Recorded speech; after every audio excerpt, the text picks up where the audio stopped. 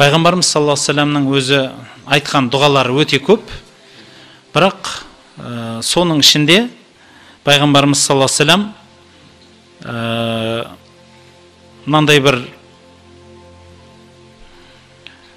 төрт нәрсені Алладан сұрайды екен. Сол төрт нәрсе туралы айтқым келеді. Олар бір-біріне байланысында. Біріншіден, пайғамбарымыз саллаллаху алейхи вассалам Аллахым маған пайдалы білім бер дейді екен. Және қорқатын жүрек бер. Немесе соның тура мағынасы керісінше. Дәл осындай төрт нәрсенің болмауынан да пана сұрау да бар. Яғни пайдалы білім, Алладан қорқатын жүрек, Аллаға бағынатын нәпсі, қабыл болатын дұға. Осы төртеуі болса, ойлаңызшы, сол қазір пайғамбарымыздың қалай айтқанын айтқым келіп отыр. Бірінші, қараңыз, пайдалы білім. Ойлап көрсеңіз, жақсы нәрсе, Екіншісі, тақуа жүрек, Құдайдан қорқатын жүрек. Одан кейін Аллаға бағынатын нәпсі. Қандай керемет, Және ең соңғысы қабыл болатын дұға. Мен ойлаймын, осы төртеуі болса, адам бақытты шығар деп ойлаймын.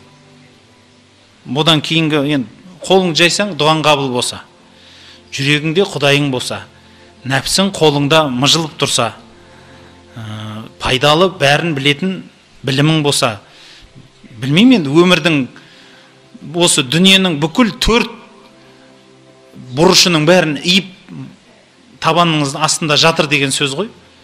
Сол пайғамбарымыз саллаллаху алейхи вассалам осы төрт нәрсенің болмауынан пана сұраған. Аллахым, сенен пайдасыз білімнен пана сұраймын дейді. Пайдасыз білім. Қазіргі кезде осы біз интернет шығып кеттік, өте көп.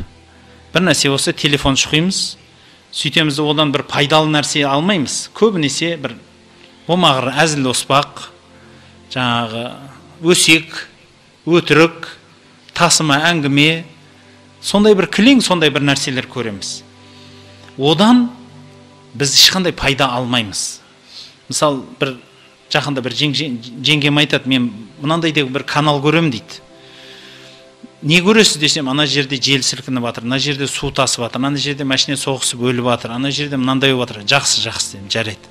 Ол енді жаңалық ретінде ғой, мақұл дедім да. Бірақ енді бір мезгіл көретін шығарсыз дедім да, күніне сондай бір жаңалық деп десем, жоқ, бір 3-4 мәрте көрем дейді да. 3-4 мәрте көрсеңіз күніне, сонымен өмір сүреді деген сөз ғой, кісі былай айтқанда. Сонда енді сізге кеп кететін не бар енді, ойлаңызшы, сізге не пайда бар? Біздің мысалы тағы да бір нүктені пайдалы білім туралы айтқым келетіні, пайдалы және пайдасыз білім туралы. Осы Совет өкіметінің кезі, соның аяққы кезінде біздің қазақтың даласына білім орнай бастады. Сол білім келген кезінде өз басымыз енді орысша білімге қызықтық қой енді. Өйткені қазақша сөйлесең оқи алмайтын едің, қазақша білім жоқ еді, орыс тілінде білім болды. Сондай кездерде бір нәрсе болды. Мен өз басым, өзім балалық шағымда айтайын. Бізде, мен өзім қатарымда, өзімнің қызыққан адамдарымда энциклопедиялық білім дегенге қатты қызықтым өзім. Сөйтіп, бірнеше энциклопедияны жатқа білетінмін. Бірнеше энциклопедияны жатқа білетінмін. Кәдімгі жаттайтынмын, қызығып ше. Тынық мұхиты деген не, оның үлкендігі қанша, онда қанша балық бар, онда қанша не бар, кислородның несі қанша, ішінде қанша тұз бар, қанша тұздылығы қанша, құрамы қанша, қысымы қанша, соған шейін қызығатынмын. Жер бүдірі кім, қай жердің астанасы, онда қанша халық тұрады, онда қанша тіл бар. Былай айтқанда бір қызық сияқты көрінетін. Тақылдап тұрсаң, сайрап, нені айтса соның бәрін айтып тұрсын. Былай айтқанда справочникта тұрған. Бірақ шындап келгенде, егер сіздің қазіргі, мысалы, нан табатын жеріңізге, осы дүниеңізге, не ақыретіңізге сол білімнің пайдасы болса, онда соны оқыңыз.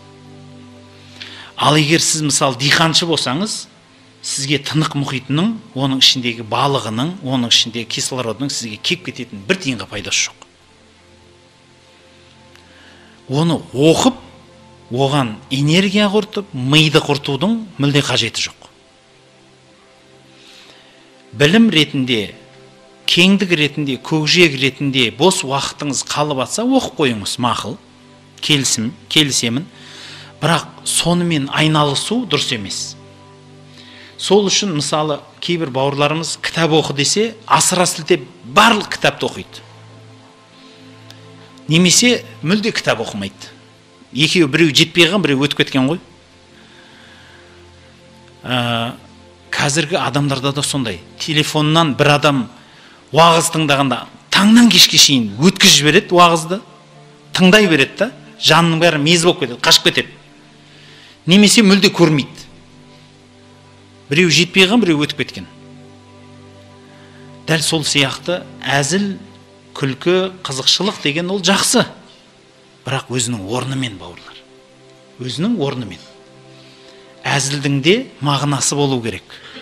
Әзілдің де оның артындағы ойы, пікірі болу керек. Онсыз болмайды. Енді осы пайдалы білім деген нәрсе біліп алыңыздар. Сіздің осы дүниеңізге де, ақыретіңізге де қажетті білім, пайдалы білім болады. Сіз қазір алып, соны пайдаланатын білімді пайдалы білім дейді. Сіз соны алып пайдаланбайсыз ба, ол пайдалы білімге саналмайды. Енді мысалы менің өзімнің жеке басымның ойым, жеке басымның, мүмкін бір дұрыс емес айтатын шығармын. Мысалы кейбір балаларымыздың оқу орындарында мысалы артық өмірінде қолданбайтын білім оқуы. Мен оны сауатсыз болып қалды деп айтпаймын, Құдай сақтасын. Бірақ мысалы 12 жыл білім оқиды. 12 жыл білім оқыған баладан бір нәрсе сұрасаң дым білмейді. Өміріне қолданамайды оны.